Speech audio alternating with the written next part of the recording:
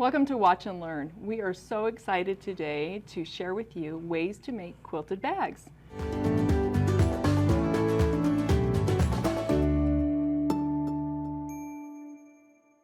I'm Kristina Whitney, and with me is... I'm Kim Sandberg. We're studio educators here at Handi Quilter.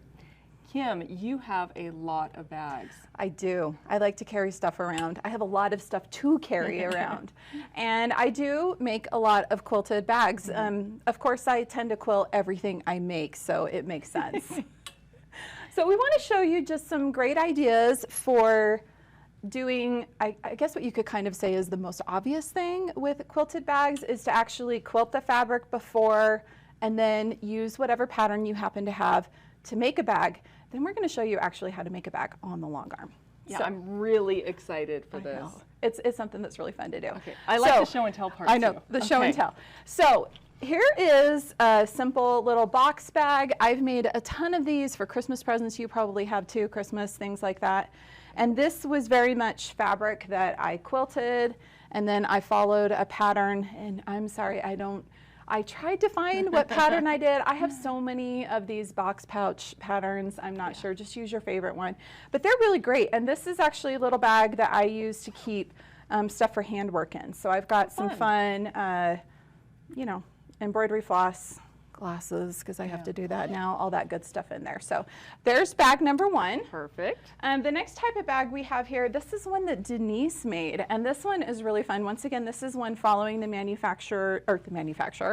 pattern maker's direction. But she quilted the fabric, and super fun.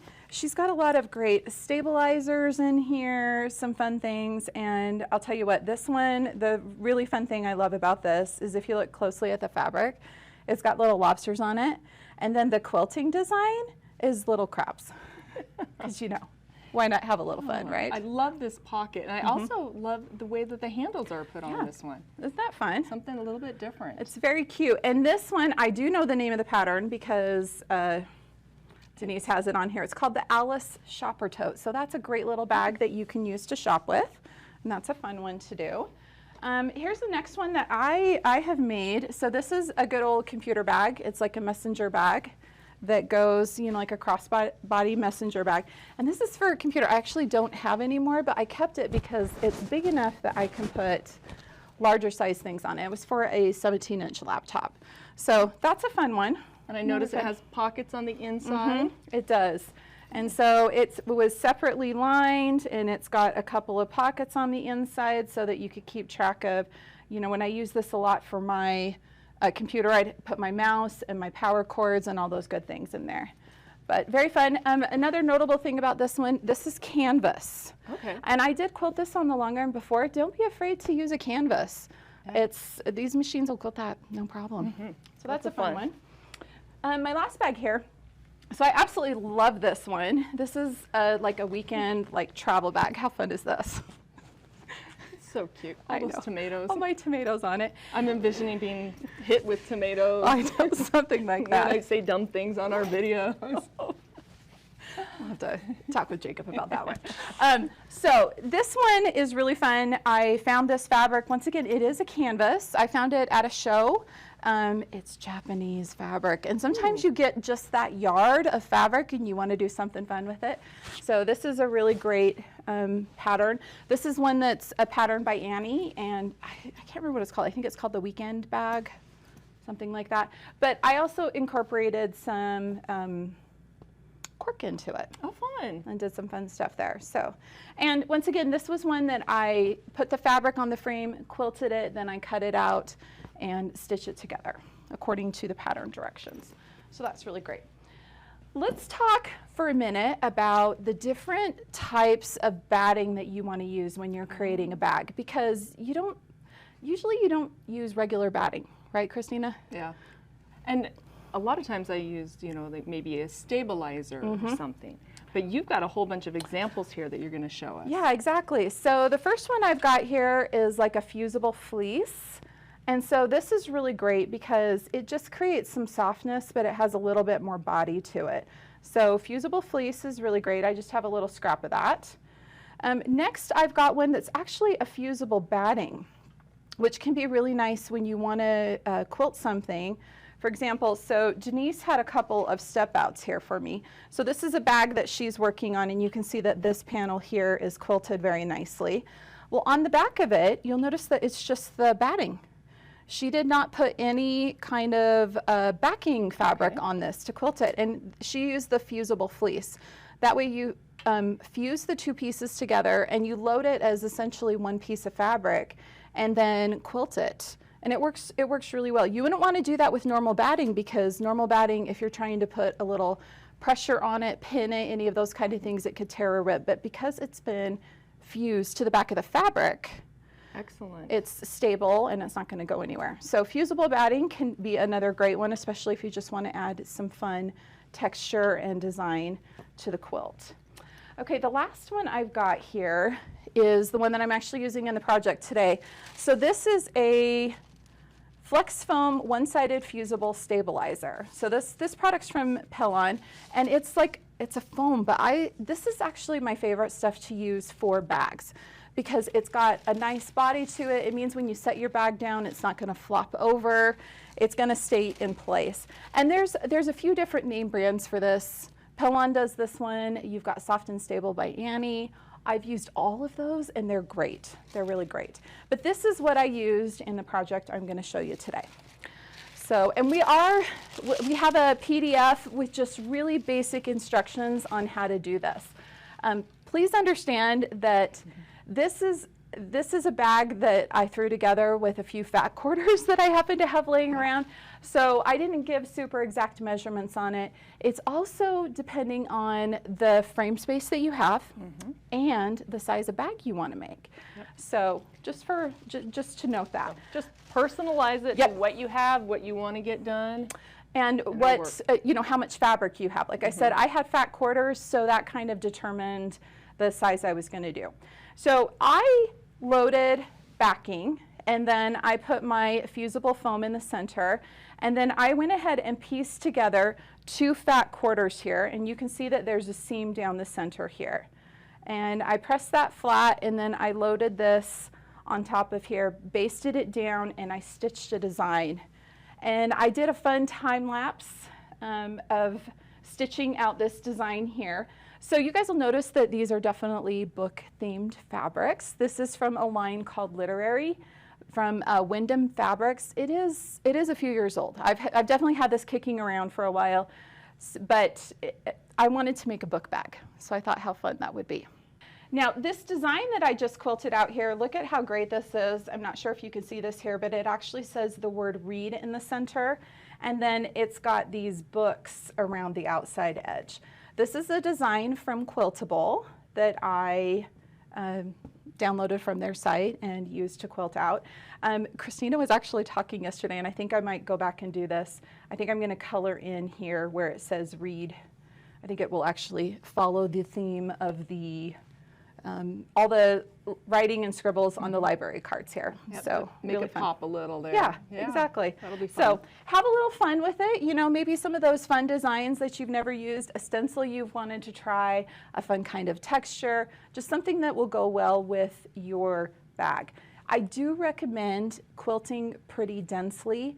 It actually adds a little more body to the bag so that, for example, when you set it down, it's not going to just fall over. It'll hold its shape really well.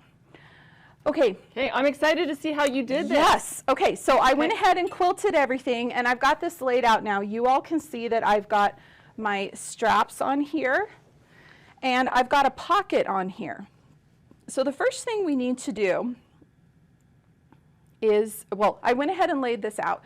Just so you guys know, I found the centers of the straps. I did go ahead and make them into one continuous loop, and I have them lined up right here. That's what these 2 pins here are for. They're showing where those are. And then I took this pocket. This is just a fat quarter folded in half. I do have a stabilizer in the center of it to give it a little body so that it will stay put. It's just a regular medium weight fusible stabilizer. And I did do some top stitching along the 2 edges just on my domestic machine. Okay. So if we were to flip this back, let's take a look at how you got your seams So you don't have the raw edges there on the... So on the bottoms, what I did was I actually folded this in half and I sewed it into a tube. Okay. Turned it inside out, so if you look carefully, you can actually see the seam right here. Thanks for catching that, Kristina. So I did that, and then I pressed it flat, and I did some top stitching. I did a double stitch along the top edge and a single stitch along the bottom edge so that I would know where I want it to line up. Okay, so you put the interfacing on the whole fat quarter, made the tube, flipped it right side out, top stitch. Top stitch, exactly. Excellent. And I didn't worry about my edges out here because they are going to end up inside the side seams of the bag. So you can see that I've got my interfacing sticking out there, not a big deal at all. Okay. Okay. And your straps. What was the process on making your straps? So I cut a 2.5-inch wide strips, and I put interfacing on the back of them, folded them in half, and then I folded the two edges in, and you can see that I just did a few rows of top stitching along there, Okay, just so to similar stabilize to it. what you did for the pocket. Exactly, exactly. Okay, and then you put your two ends together at that middle point. Right here. Okay, Yep. then the other middle point.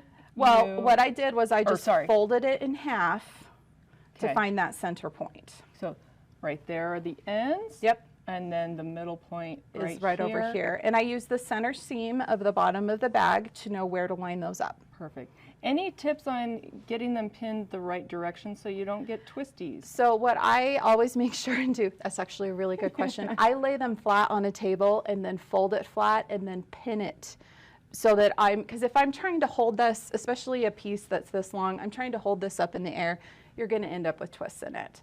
So lay it flat, pin it so that it is, you know that you've got right sides together the whole, or actually in this case, wrong sides together the whole way down it. Okay. And then you stitch it together.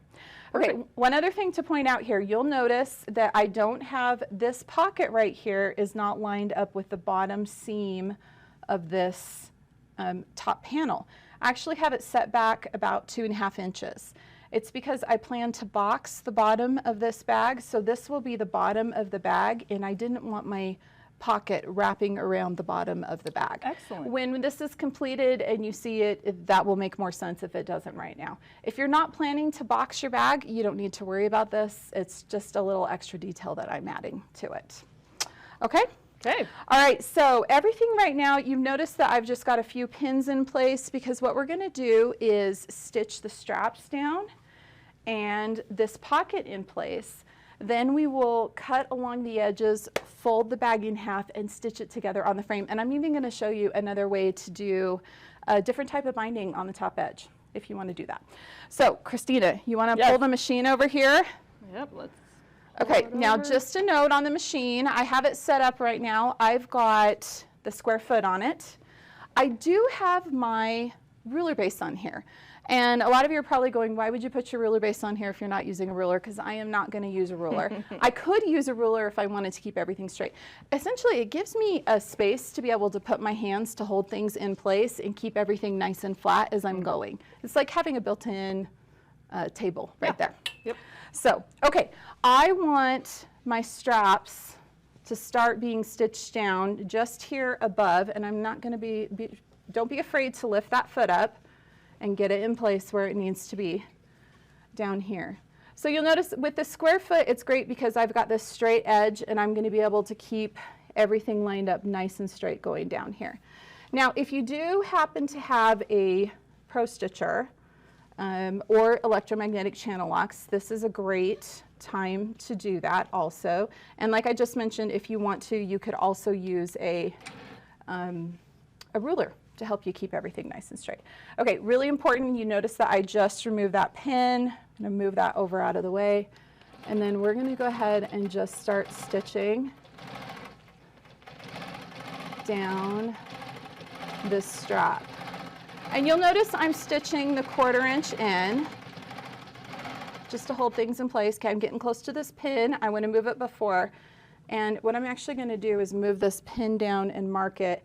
You guys, I am really not a get out the tape measure kind of person, so you'll notice I'm just eyeballing it about where I want it to be. Okay, and I'm going to go ahead and I'm having a little issue getting that up and over. We're just going to lift the foot.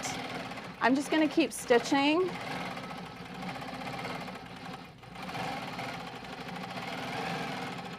down here. I'm going to stop just a little bit before that pin again.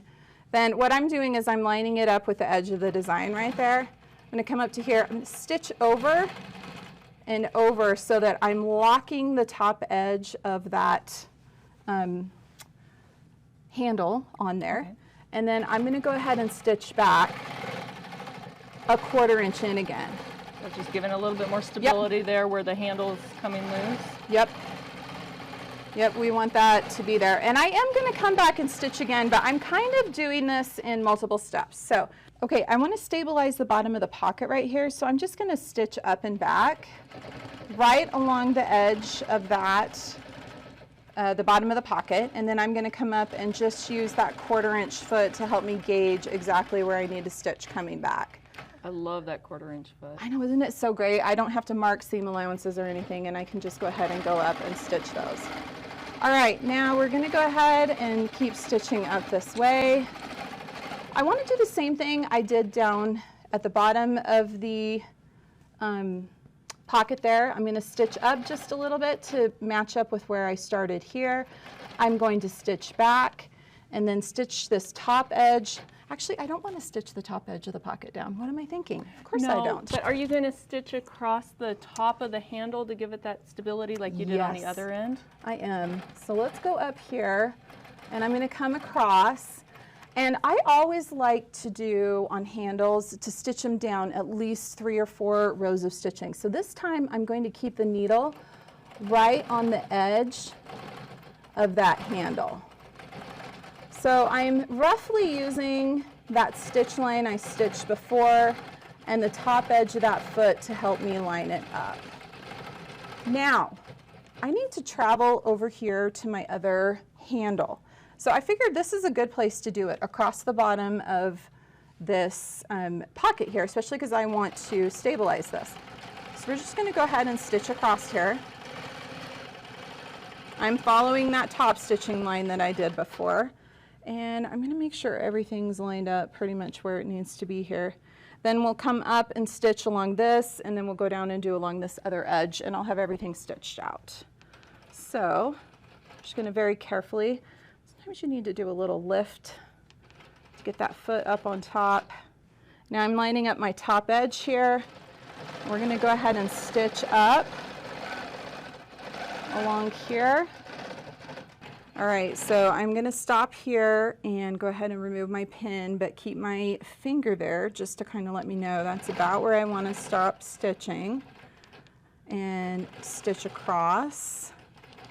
And I'm just going to do a little extra back and forth there. And then we're going to stitch down this way, keeping that foot that 1/4 inch away from the edge.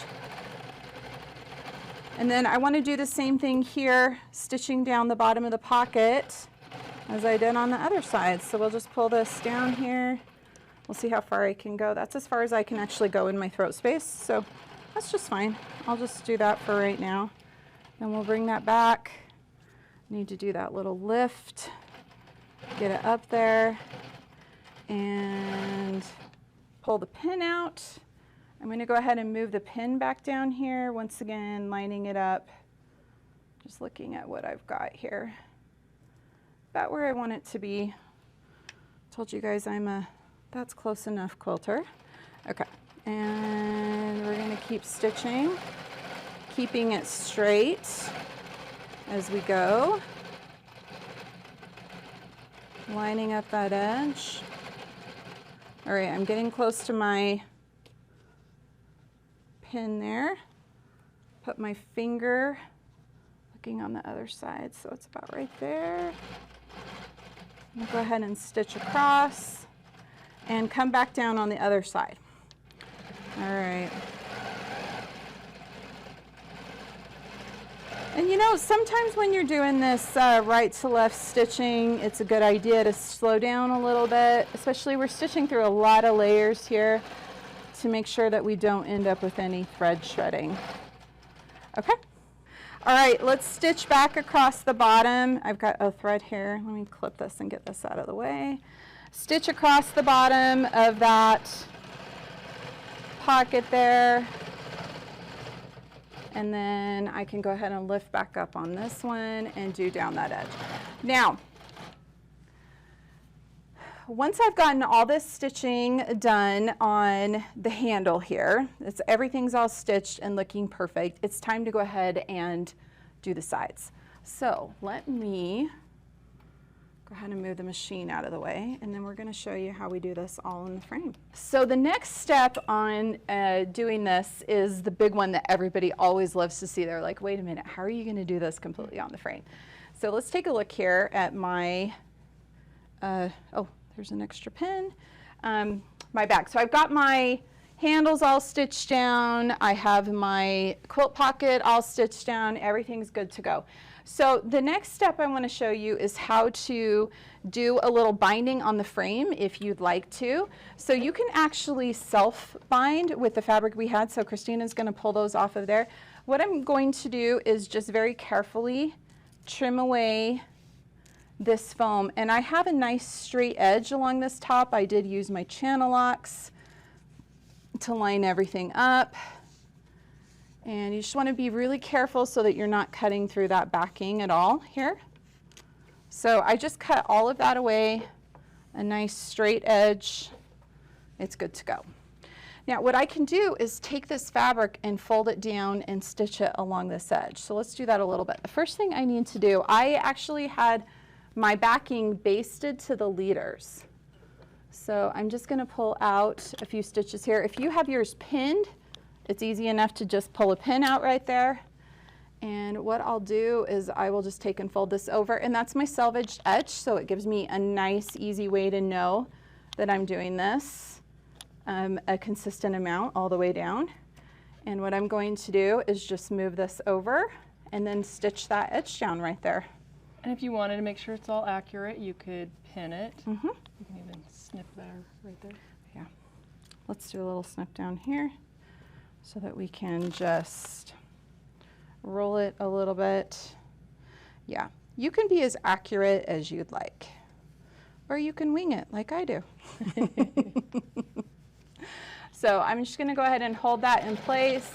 And then I'm stitching, once again, using that square foot just to help me keep things pretty nice and straight. As I'm getting down here, it's rolling. People look at these long arms and think, oh, they're just a quilting machine. But they're actually just a giant sewing machine. Yep. You can do a lot of things with these. I've seen people put zippers in. And no, I'm not kidding when I say that. It's pretty amazing what you can do with these. I don't even like to put zippers in with my sewing machine. I know, me either. Me either. Okay, and we'll just clip that thread. So that's an easy way to finish that top edge if you want to. We're going to leave that edge there. And then the next thing we need to do is to cut up along this bottom side. So I want to flip this up and stitch along the edge here. And that's going to be my side seam. So when I take this off the frame, if I do this binding on the edge, unless I want to do some kind of a finish on my inside of my bag, binding the edges or serging the edges, there's nothing else I need to do. So we're just going to get out my good old So are you going to do the binding on that side or leave it? No, you know what, I think I'm going to leave it on this one so you can see the difference. Perfect.